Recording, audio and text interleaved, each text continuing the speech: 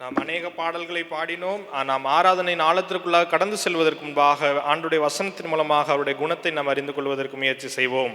आज के अध्ययन के लिए मेरे साथ आप निकालिएगा இன்றைய தியானத்திற்கு என்னோடு கூட சேர்ந்து திருப்பிக் கொள்ளுங்கள். यशायाह नबी की पुस्तक ஏசாயா தீர்க்கதரிசியின் புஸ்தகம் उसका 64 अध्याय 64வது அதிகாரம் उसका 4वां वचन को पढ़ेंगे.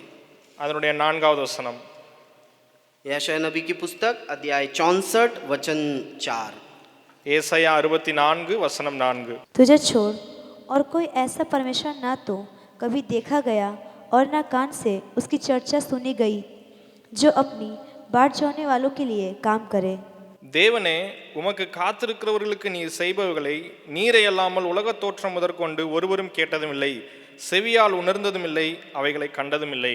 देखिएगा, एक बहुत जबरदस्त एक वचन को यहाँ पर यशायाह नबी हमारे लिए कह रहे हैं. இங்கே ஏசாயா தீர்க்கதரிசி நமக்காக ஒரு வல்லமையுள்ள வசனத்தை இங்கே குறிப்பிட்டிருக்கிறார். कि वो कह रहे हैं कि प्राचीन काल से कभी कोई सुना नहीं, कोई आंख ने देखा नहीं, वैसा काम हमारा परमेश्वर करता है. இங்கே அவர் இப்படியாக சொல்லுகிறார், உலகம் உண்டாவதற்கு முன்பாகவே ஒருவரும் கேட்டதும் இல்லை, செவியாலே உணர்ந்ததும் இல்லை, கண்டதும் இல்லை, அப்படிப்பட்ட காரியங்களை குறித்து சொல்லுகிறார். और किसके लिए करता है? அவர் யாருக்காக சொல்லுகிறார்? लिखा है वचन अपने बाट जोने वालों के लिए. இங்கே எழுதப்பட்டிருக்கிறது, இங்கே அவருக்காக காத்திருக்கிறவர்களுக்கு என்று சொல்லப்பட்டிருக்கிறது. इसका मतलब अगर आप थोड़ा गहरी अध्ययन करेंगे तो इससे ये समझ में आ रहा है कि हमारा परमेश्वर काम करने वाला परमेश्वर है. இதை நாம் இன்னும் அதிகமாக ஆராய்ந்து பார்ப்போம் என்று சொன்னால் நமக்கு ஒரு காரியம் புரிய வருகிறது, நம்முடைய தேவன் கிரியை செய்கிற தேவனாக இருக்கிறார். कितने लोग विश्वास करते हैं? எவ்வளவு பேர் விசுவாசிக்கிறீர்கள்? जी, हमारा परमेश्वर काम करने वाला நம்முடைய परमेश्वर. தேவன் கிரியை செய்கிற தேவனாக இருக்கிறார். खुद प्रभु यीशु मसीह अपने पिता के विषय में या हमारे परमेश्वर के विषय में इस प्रकार से कहते हैं. ஆண்டவராய் இயேசு கிறிஸ்துவும் கூட தன்னுடைய பிதாவாகிய தேவனை குறித்து சொல்லும் பொழுது இப்படியாக சொல்கிறார். யோனா रचित सुसमाचार யோவான் எழுதின சுவிசேஷம் अध्याय 5 5வது அதிகாரம் और उसका 17 वचन को पढ़िएगा. 17வது வசனத்தை நாம் பார்க்கலாம். इस पर यीशु ने उनसे कहा, मेरा पिता अब तक काम करता है और मैं भी काम करता हूँ. இயேசு அவர்களை நோக்கி, என் பிதா இதுவரைக்கும் கிரியை செய்து வருகிறார், நானும் கிரியை செய்து வருகிறேன் என்றார். हाँ जी, ध्यान दीजिएगा, यीशु मसीह कह रहा है ना, वो ऊपर के घटनाओं को आप लोग पढ़ लीजिएगा, वो घटना में मैं आपको नहीं ले जाना चाहता हूँ, लेकिन उसका यहाँ पर जो कथन है, जो उन्होंने कहा प्रभु यीशु मसीह, उन बातों को मैं कह रहा हूँ कि यीशु ने कहा कि मेरा पिता अब तक काम करता है और मैं भी काम करता हूँ. இங்கே கவனமாக கவனியுங்கள். மேலே குறிப்பிட்டிருக்கிற காரியத்தை நீங்கள் அறிந்திருக்கிறீர்கள், படித்துக் கொள்ளுங்கள். நான் அதை சொல்ல விரும்பவில்லை. இயேசு கிறிஸ்து இங்கே சொல்லுகிறார், என்னுடைய பிதா இதுவரைக்கும் கிரியை செய்து கொண்டிருக்கிறார், நானும் கிரியை செய்து கொண்டிருக்கிறேன் என்று சொல்லி. प्रभु यीशु मसीह कहते हैं, ஆண்டவராய் இயேசு கிறிஸ்து சொல்லுகிறார், कि मैं भी काम करता हूँ. நானும் கிரியை செய்கிறேன். वो वचन को डाल के रखिएगा, और मेरा पिता भी काम करते हैं. என்னுடைய பிதாவும் கிரியை செய்து கொண்டிருக்கிறார். इसके मतलब அதனுடைய அர்த்தம், काम बहुत तेजी से हो रहा है. காரியம் மிகவும் துரிதமாக சென்று கொண்டிருக்கிறது. दोनों मिलकर के काम कर रहे हैं. இருவருமாக இணைந்து வேலை செய்து கொண்டிருக்கிறார்கள். राजनीतिक दल का जो घमंड का कारण क्या है? मतलब राज्य सरकार भी काम कर रहे हैं, हम लोग भी काम कर रहे हैं, कोई भी काम बहुत आसानी से बहुत जल्दी हो जाता है. அங்கே அந்த பெருமைக்குரிய காரியம் என்னவென்று சொன்னால், அங்க ராஜா அந்த நாடாளுமன்றத்திலும் அவர்களே கிரியை செய்து கொண்டிருக்கிறார்கள், மாநிலங்களிலும் அவைகளே கிரியை செய்கிறார்கள். அதனால வேலையெல்லாம் ரொம்ப இலகுவாக துரிதமாக நடந்து முடிந்து விடுகிறது. लेकिन अगर हम लोग उसका असलियत को जानेंगे, ஆனால் நாம் அதனுடைய உண்மைத்தன்மையை அறிந்தோம் என்று சொன்னால், वे लोग केवल फोकसबाजी करते हैं, मुंह से कहते हैं, அவர்கள் வாயினாலே மாத்திரம் சொல்லுகிறவர்களாக காணப்படுகிறார்கள். केवल मुंह से कहते हैं. अगर आप जा करके ग्राउंड में देखेंगे तो वहां कुछ होता हुआ दिखाई नहीं पड़ेगा. அவர்கள் சொல்லுகிற காரியங்களை நீங்கள் ஆழத்திலே போய் பார்ப்பீர்கள் என்று சொன்னால் அங்க ஒரு மாற்றமும் நடந்திருக்கிறாது. कोई काम नहीं होगा, केवल बकते रहेंगे. அங்க அவர்கள் உளறிக்கொண்டே இருப்பார்கள், ஒரு வார்த்தையும் அங்க ஒரு காரியமும் நிறைவேறி இருக்காது. लेकिन यहाँ एक सरकार है, ஆனால் இங்கே ஒரு அரசாங்கம் இப்படியாக உண்டு, जो बोलता भी है, करता भी है. அங்க சொல்லுகிறவர்களோடு கூட அதை செய்கிறவர்களாகவும் இருக்கிறது. कितने लोगों को अच्छा लगा? ताली बजाकर परमेश्वर की महिमा करिए.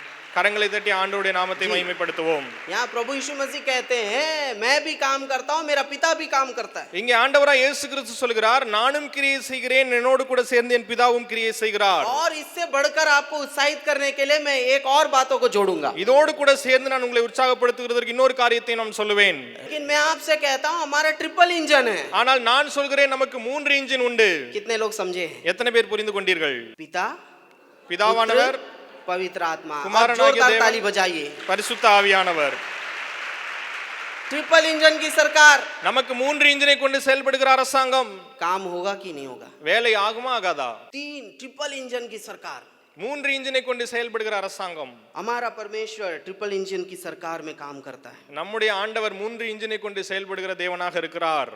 यानी जो वचन को मैंने यशायाह नबी के पुस्तक में पढ़ाया आप लोगों को, அதனுடைய அர்த்தம் என்னவென்று சொன்னால் ஏசாயா தீர்க்கதரிசியின் புத்தகத்தில் நான் வாசித்த வசனத்திலிருந்து तो मेरा आज जो गुण, जो परमेश्वर का जो गुण जो मैं आपके सामने रखना चाहता हूँ ये है, நான் உங்கள் மத்தியிலே ஆண்டவரை குறித்து சொல்லப்படுகிற அந்த குணாதிசயம் என்னவென்று சொன்னால், जरूर हमारा परमेश्वर काम करने वाला परमेश्वर है, உண்மைதான் நம்முடைய ஆண்டவர் கிரியை செய்கிற தேவனாக இருக்கிறார். लेकिन उससे अधिक जो उनकी बाट जोते हैं उनके लिए काम करने वाला परमेश्वर है। ஆனால் அதை காட்டிலும் அதிகமாக யார் அவருக்காக காத்திருக்கிறார்களோ அவர்களுக்கு இன்னும் அதிகமாக தேவன் கிரியை செய்கிற வல்லமை உள்ளவராக இருக்கிறார். तो आप सोचते होंगे ये क्या काम करने वाला, काम करने, तो हमारा परमेश्वर क्या खेती बाड़ी करते हैं, बिजनेस करते हैं, किसी तरह का धंधा करते हैं क्या? நீங்கள் ஒருவேளை இப்படியா நினைக்கலாம், வேலை செய்கிறார் என்று சொன்னால் ஏதோ நம்முடைய ஆண்டவர் தோட்டத்தில் வேலை செய்கிறாரா அல்லது எதுவும் பிசினஸ் பண்றாரா அல்லது வேற எதுவும் வேலை செஞ்சுட்டு இருக்காரா நீங்க நினைக்கலாம். वो किसके लिए काम करता है? அவர் யாருக்காக வேலை செய்கிறார்? वो किसके लिए काम करता है? யாருக்காக கிரியை செய்கிறார்? जितने उसकी बाट जोते हैं उनके लिए काम करने वाला எவ்வளவு परमेश्वर है। பேர் அவருக்காக காத்திருக்கிறார்களோ அவர்களுக்கு மாத்திரமே அவர் கிரியை செய்கிறவராக वो இருக்கிறார். चाहे कैसे भी लोग क्यों ना हो,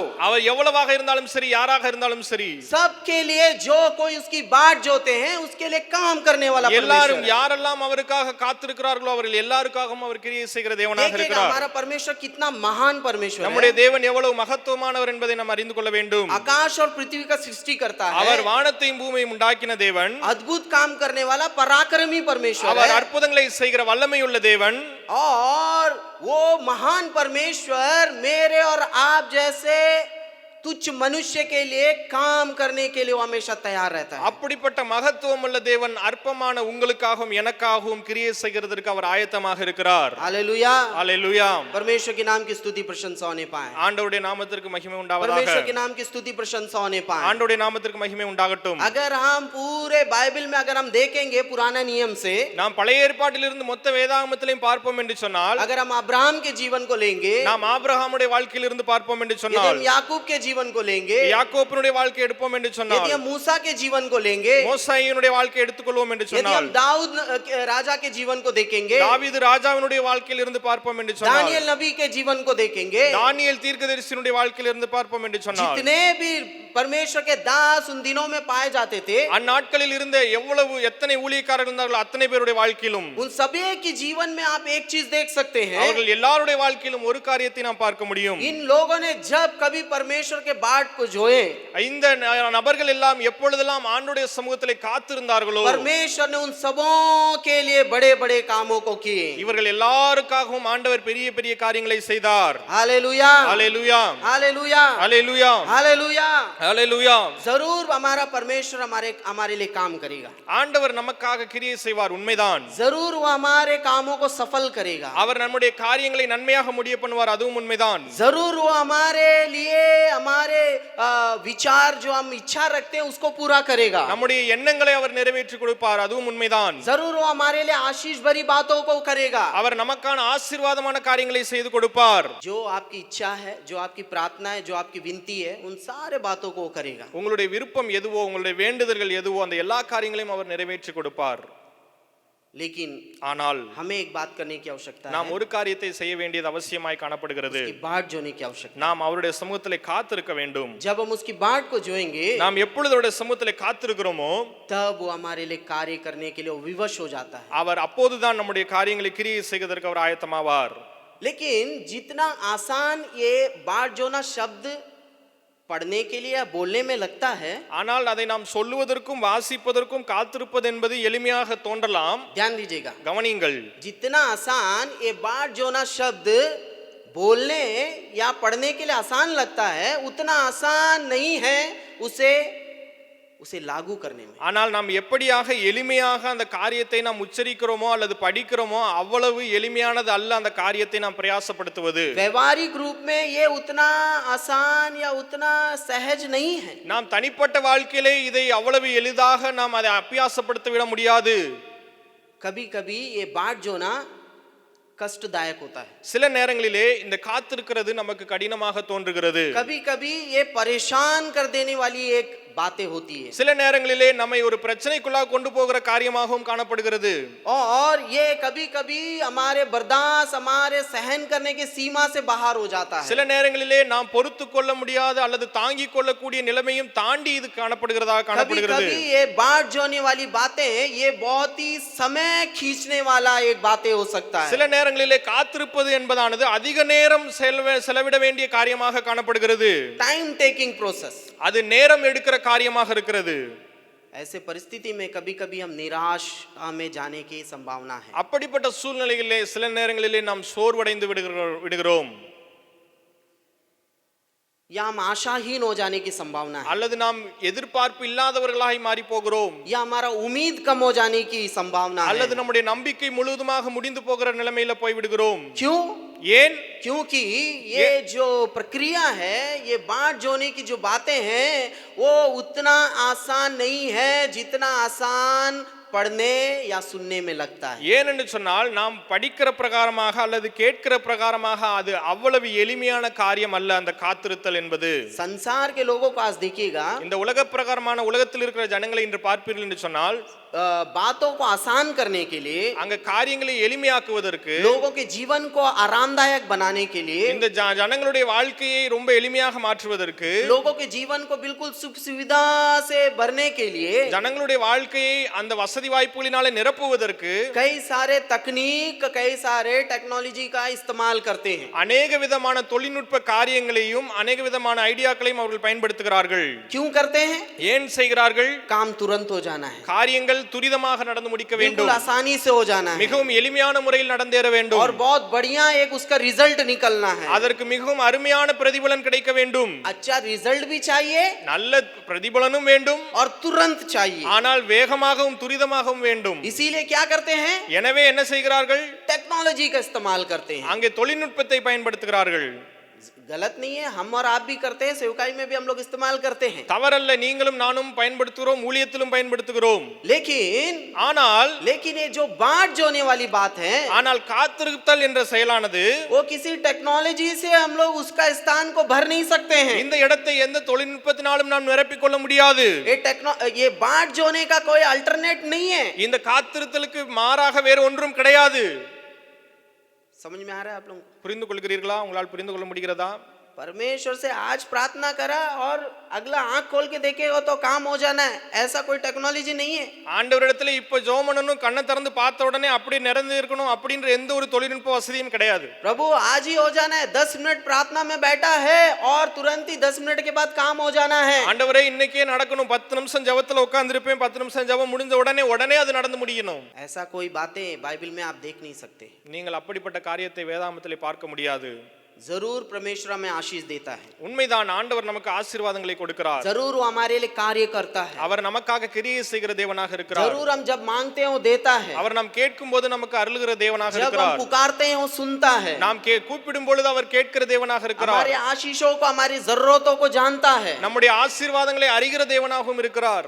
लेकिन उससे पहले ஆனால் அதற்கு मुன்பாக हमें उसकी बाट जोने की आवश्यकता है। நாம் அவருடைய சமூகத்திலே காத்திருக்க வேண்டியது அவசியம்.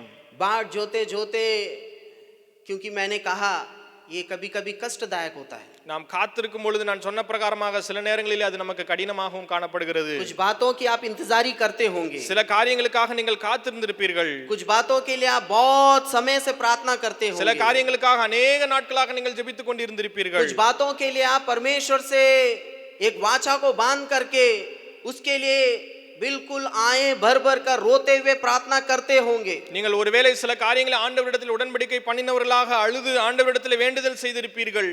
लेकिन समय जाते जाते, ஆனால் காலங்கள் செல்ல செல்ல, इंतजार का समय बढ़ते बढ़ते, அந்த காத்திருப்பின் நேரம் அதிகமாக அதிகமாக ये बाट जोने वाली बातें आपके बर्दाश्त से बाहर हो सकता है। இந்த காத்திருப்புதல் என்ற செயலானது உங்களுடைய பொறுத்துக்கொள்ள அந்த சூழ்நிலை காட்டிலும் அதிகமாக போயிருக்கலாம். और हो सकता है आप एक समय एक ऐसे स्थान पर आ जाएं, ஒருவேளை இப்படிப்பட்ட சூழ்நிலைக்குள்ளாக நீங்கள் ஒருவேளை கடந்து வரலாம், जहां आप ये निर्णय में आ जाएंगे, ठीक है ये शायद ये परमेश्वर की इच्छा नहीं है, ये मेरे जीवन में परमेश्वर के ये बात नहीं हो सकती, सकता है आप छोड़ देते होंगे। ஒருவேளை நீங்கள் இப்படியாக ஒரு சூழ்நிலைக்குள்ளாக வந்திருக்கலாம்.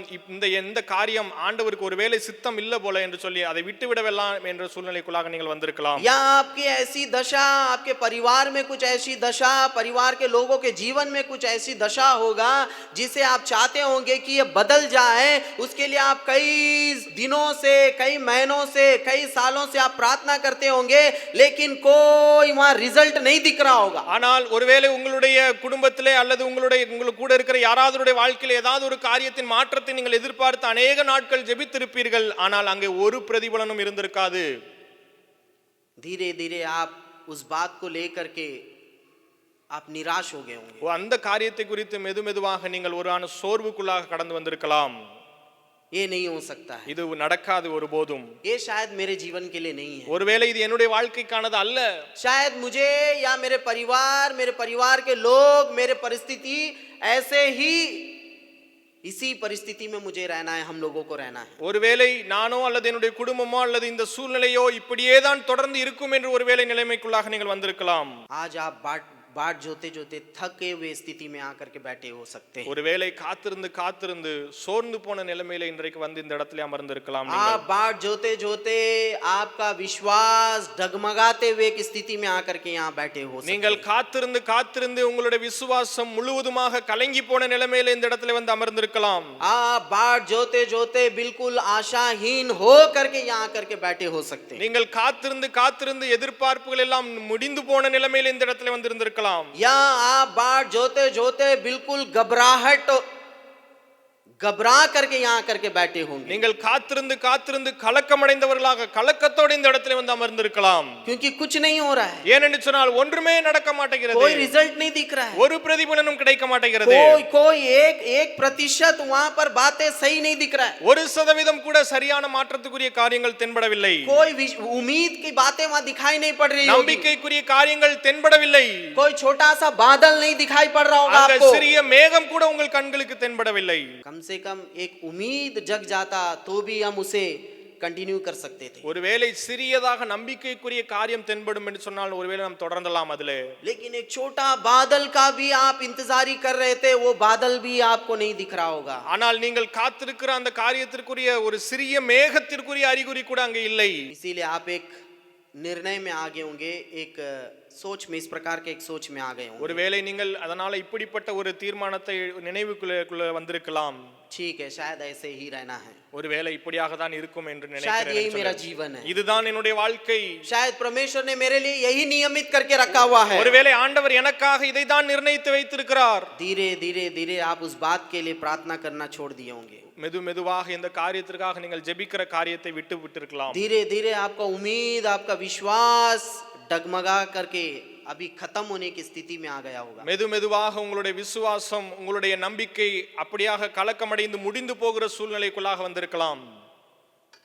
प्रार्थना करना छोड़ दिए हो सकते हैं, நீங்கள் ஒருவேளை ஜெபத்தை விட்டிருக்கலாம். उस बात के लिए प्रार्थना करना ही बंद कर दिए होंगे, அந்த காரியத்திற்காக ஜெபம் செய்கிறதையே நிப்பாட்டி இருக்கலாம். बिल्कुल ये हो सकता है, आप उस प्रकार के विश्वास आप नहीं कर पा रहे होंगे, இப்படியாக நடக்கும் என்ற விசுவாசம் உங்களுக்கு இல்லாமல் இருந்திருக்கலாம். विश्वासहीन आशाहीन दशा में आ गए होंगे। விசுவாசம் இல்லாமல், எதிர்பார்ப்பு இல்லாமல் அந்த ஒரு நிலைமைக்குள்ளாக நீங்கள் வந்திருக்கலாம். ऐसे ही परिस्थिति में कई सालों से इजराइल के लोग पड़े हुए थे। அப்படிப்பட்ட நிலைமையில் தான் இஸ்ரவேலி ஜனங்கள் அதே நிலைமையோடு கூட தான் அவர்கள் अनेक ஆண்டுகள் காத்திருந்தார்கள். शत्रु उनके ऊपर आक्रमण करता है, சத்ரு அவனுக்கு மேலாக அதிகமாக காரியங்களை செய்து கொண்டிருந்தார்கள். एक राज्य जाता है, दूसरा राज्य आकर के चढ़ाई कर देता है, ஒரு ராஜ்யம் அவர்களை சிறைப்பிடித்து போகும் என்று சொன்னால் அதற்கு பின்பாக அதுக்கு அடுத்த ராஜ்யம், एक शत्रु आकर के उन्हें कुचलता है, एक उसे वो खत्म होता है, एक और शत्रु आकर के उन्हें कुचल डालता है। அங்கே ஒரு சத்ரு வந்து அவர்களை தாக்கும் பொழுது அது முடிவதற்குள்ளாக அடுத்த சத்ரு வந்து அவனை தாக்குகிறான். पिसे हुए स्थिति में, அங்க முழுவதுமாக அடைக்கப்பட்ட ஒரு சூழ்நிலை, कुचले हुए स्थिति में, அங்க அங்க நெருக்கப்பட்ட ஒரு சூழ்நிலை, बंधुआई में, அங்க அடைக்கப்பட்டு ஒரு மாதிரி சிறைப்பிடிக்கப்பட்ட சூழ்நிலை, आशाहीन दशा में, அங்க எதிர்பார்ப்பே இல்லாத ஒரு சூழ்நிலை, पड़े हुए एक झुंड इजराइल के लोग, அங்க இருந்த ஒரு கூட்டம், இஸ்ரவேல் கூட்டம். अचानक से एक बातें हो रही है, திடீரென்று ஒரு காரியம் நடந்தது. लूका रचित सुसमाचार, லூக்கா எழுதின சுவிசேஷம். हो सकता है मेरी ये बातें मेरे इस वचन के साथ मिलान ना करे, लेकिन भी मैं यहाँ ले जाता हूँ आपको। இந்த காரியங்கள் இந்த வசனத்தோடு ஒருவேளை ஒத்து போகாதது போல இருக்கலாம், ஆனால் நான் இந்த வசனத்தை நான் கொண்டு போக 2 விரும்புகிறேன். अध्याय 25 वचन से अगर आप 25 से 30 वचन तक अगर आप पढ़ेंगे, இரண்டாவது அதிகாரம் 25வது வசனத்திலிருந்து 30வது வசனம் வரைக்கும் நீங்கள் வாசிப்பீர்கள் என்று சொன்னால், तो यहाँ पर एक व्यक्ति है जिसका नाम बताया गया है। यरूशलेम में शामोन नामक एक मनुष्य था, और वह मनुष्य धर्मी और भक्त था, और इजराइल की शांति की बाट जो रहा था, और पवित्र आत्मा उस पर था। இங்கே ஒரு மனுஷனினுடைய பெயரை குறித்து சொல்லப்பட்டிருக்கிறது. சிமியோன் என்னும் பெயர் கொண்ட ஒரு மனுஷன் எருசலேமில் இருந்தான். அவன் நீதியும் தேவ பக்தியும் உள்ளவனாயும் இஸ்ரவேலின் ஆறுதல் வர காத்திருக்கிறவனாயும் இருந்தான். அவன் மேல் பரிசுத்த ஆவி இருந்தார். इजराइल की शांति की बाट जो रहा था, இஸ்ரவேலின் ஆறுதலுக்காக அவன் காத்திருந்தான். हमें कोई बचाने वाला आएगा, நம்மை ஒருவேளை காப்பாற்றுகிறவர்கள் யாராவது ஒருவர் வருவார், हमारे लिए एक छुड़ाने वाला आएगा। நம்மை விடுதலையாக்குறவர்களுக்கு யாராவது ஒருவர் வருவார். वचन तो लिखा गया है, வசனத்திலே எழுதப்பட்டிருக்கிறதே, व्यवस्था बताती है, அங்க காரியங்கள் சொல்லுகிறதே, होगा एक दिन इजराइल का छुटकारा होगा। ஒரு நாள் இஸ்ரவேலுக்கு விடுதலை வரும்.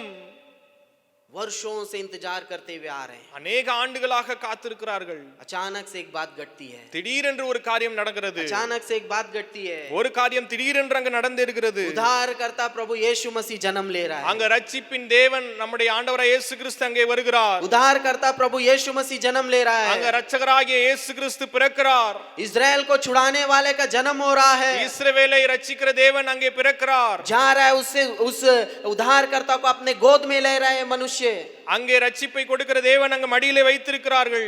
और उसे उठा करके क्या कह रहा है? அவரை எடுத்து என்ன சொல்லுகிறார்? 29 और 30 वचनों को पढ़िएगा। 29-30 வசனங்களை வாசியுங்கள். मैं पढ़ रहा हूं। हे स्वामी, अब तू अपने दास को अपने वचन के अनुसार शांति से विदा करता है, क्योंकि मेरी आंखों ने तेरे उद्धार को देख लिया है। ஆண்டவரே, உமது வார்த்தையின்படி உமது அடியேனை இப்பொழுது சமாதானத்தோடே போக விடுகிறீர். புறஜாதிகளுக்கு பிரகாசிக்கிற ஒளியாகவும் உம்முடைய ஜனமாகிய இஸ்ரவேலுக்கு மகிமையாகவும். कई सालों से बाट जो रहे हैं, அநேக ஆண்டுகளாக காத்திருக்கிறார். छुटकारे के लिए, விடுதலைக்காக, आजादी के लिए, விடுதலைக்காக, एक अच्छा जीवन के लिए, ஒரு நல்ல வாழ்க்கைக்காக, एक स्वतंत्र जीवन के ஒரு लिए, சுதந்திரமான வாழ்க்கைக்காக, एक शांति के जीवन के ஒரு लिए। சமாதானத்தின் வாழ்க்கைக்காக. लेकिन बातें बहुत लंबी हो गई, ஆனால் காலங்கள் அதிகமாக கடந்து சென்றது. बाट जोते जोते जोते समय कई वर्ष निकल गया। காத்திருந்து அநேக ஆண்டுகள் கடந்து போனது.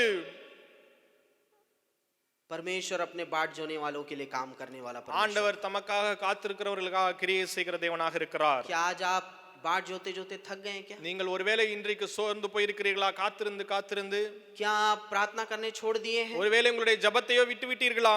जरूर आप सेवकाई से नहीं हटे हैं, நீங்கள் ஊழியத்திலிருந்து பின்மாறி போகவில்லை, உண்மைதான். आपका सेवा चल रहा है, உங்களுடைய ஊழியம் தொடர்ந்து செல்கிறது, உண்மைதான். आप कार्य कर रहे हैं, நீங்கள் கிரியை செய்கிறீர்கள், உண்மைதான். लेकिन किसी बात का उम्मीद आपके अंदर से खत्म हो चुका है। ஆனால் ஏதோ ஒரு காரியத்தை குறித்த நம்பிக்கை உங்களை விட்டு போய்விட்டது. किसी एक बात का विश्वास अभी आप नहीं कर पा रहे हैं, ஏதோ ஒரு காரியத்தை குறித்து உங்களால விசுவாசத்தை வைக்க முடியவில்லை. प्रार्थना करके देख लिए, நீங்கள் ஜெபித்து பார்த்து முயற்சி செய்து விட்டீர்கள், समय बहुत निकल चुका है, காலம் அதிகமாக கடந்து போய் விட்டது, निराश होकर के बैठ गए होंगे। நீங்கள் சோர்ந்து போய் அமர்ந்திருக்கிறீர்கள். लेकिन हमारे लिए और आपके लिए खुशखबरी है, ஆனால் நமக்காக ஒரு சந்தோஷத்தின் செய்தி உண்டு. हमारे लिए एक परमेश्वर है, நமக்காக ஒரு தேவன் உண்டு. हमारे लिए एक परमेश्वर है, நமக்காக ஒரு கர்த்தர் உண்டு. वो अपने बाट जोने वालों के लिए काम करने वाला परमेश्वर है। அவர் தமக்காக காத்திருக்கிறவர்களுக்காக கிரியை செய்கிற தேவன். एक और स्त्री के बारे में देखेंगे, இன்னொரு ஸ்திரியை குறித்து நாம் அறிந்திருக்கிறோம். 36 वचन से 38 वचन तक अगर आप पढ़ेंगे, 36வது வசனத்திலிருந்து 38வது வசனம் வரைக்கும் பார்க்கும் பொழுது,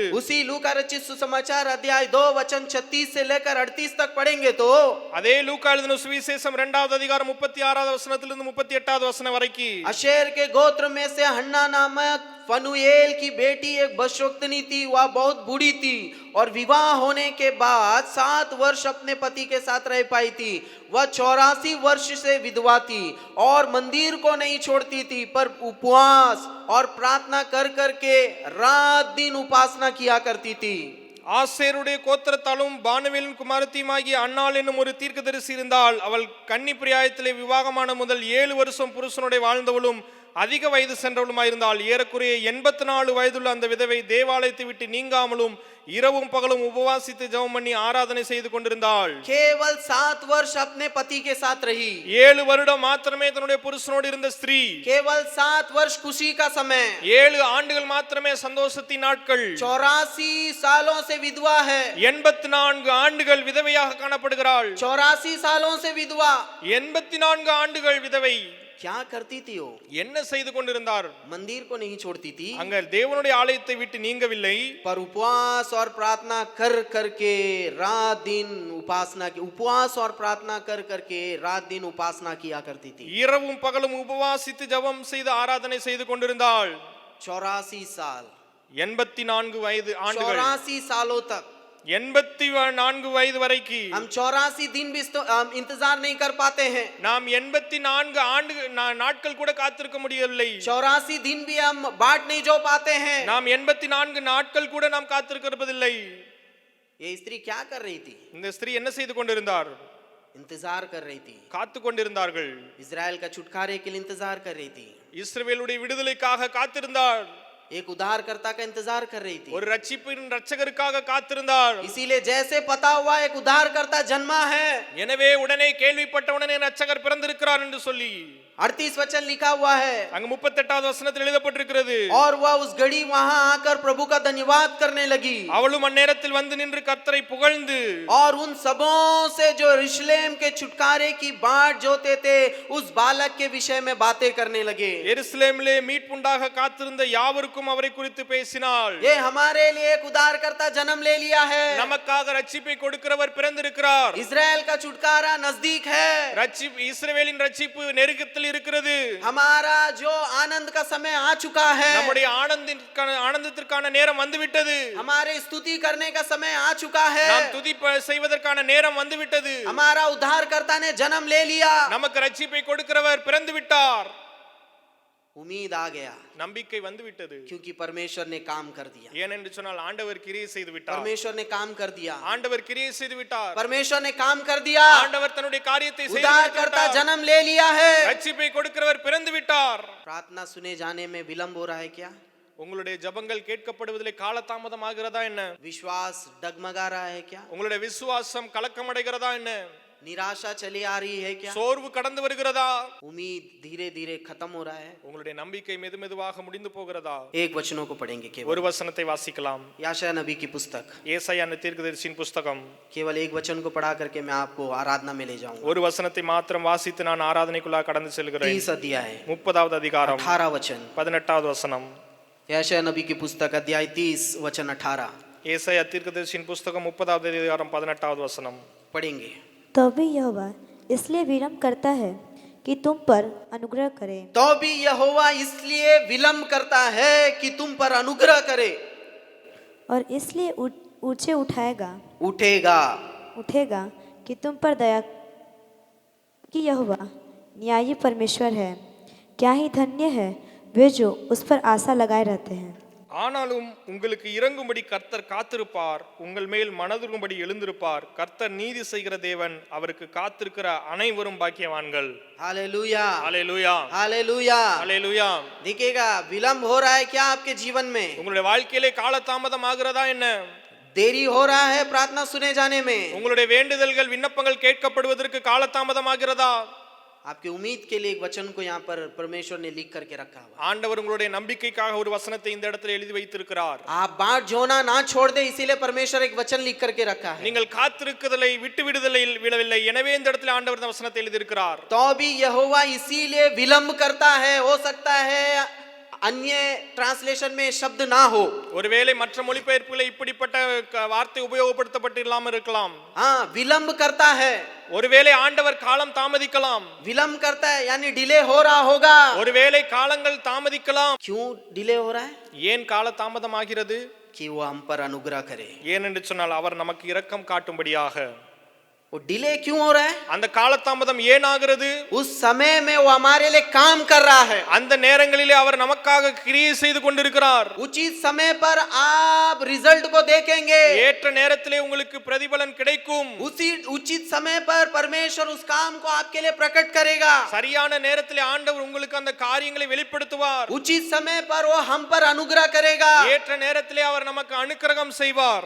धन्य वे जो इस बात की आशा लगाए रखते हैं। அவருக்காக காத்திருக்கிற அனைவரும் பாக்கியவான்கள். धन्य वे जो इस बात पर आशा लगाए रखते हैं। இந்த காரியத்தின் மேலே நம்பிக்கை வைத்திருக்கிற காத்திருக்கிற அனைவரும் பாக்கியவான்கள். अंग्रेजी में इस प्रकार से लिखा है इस वचन का अंत को। அந்த வசனத்தின் கடைசியில் ஆங்கில மொழிபெயர்ப்பில் இப்படியாக எழுதப்பட்டிருக்கிறது. Blessed are all who wait for him. ஆண்டவருக்காக காத்திருக்கிற அனைவரும் ஆசீர்வதிக்கப்பட்டவர்கள். धन्य वे जो परमेश्वर की बाट जोते हैं। அவர்கள் பாக்கியவான்கள். धन्य जो वे परमेश्वर की बाट जोते हैं। ஆண்டவருக்காக காத்திருக்கிறவர்கள் அனைவரும் பாக்கியவான்கள். क्योंकि वो हमारे लिए काम कर रहा है। ஏனென்று சொன்னால் அவர் நமக்காக கிரியை செய்கிறார். आप घबराइए मत। நீங்கள் கலக்கமடைந்து आप அடையாதீர்கள். निराश मत होइए। நீங்கள் சோர்ந்து போகாதீர்கள். उम्मीद को मत खोइए। உங்களுடைய நம்பிக்கை இழந்து விடாதீர்கள். समय जा रहा है। காலங்கள் கடந்து செல்கிறதா? अच्छा रिजल्ट के लिए इंतजार करिए। நீங்கள் நல்ல முடிவுக்காக காத்திருங்கள். अच्छा रिजल्ट के लिए इंतजार करिए। நீங்கள் நல்ல முடிவுகளுக்காக காத்திருங்கள். परमेश्वर जबरदस्त कार्य कर रहा है। ஆண்டவர் வல்லமையாக கிரியை செய்து கொண்டிருக்கிறார். बेस्ट रिजल्ट को देने के लिए वो कार्य कर रहा है। உங்களுக்கு சிறந்த முடிவை அவர் கொடுப்பார். निराश नहीं होंगे। நீங்கள் சோர்ந்து போகாதீர்கள். यशायाह 64 अध्याय का 3 वचन लिखा हुआ है।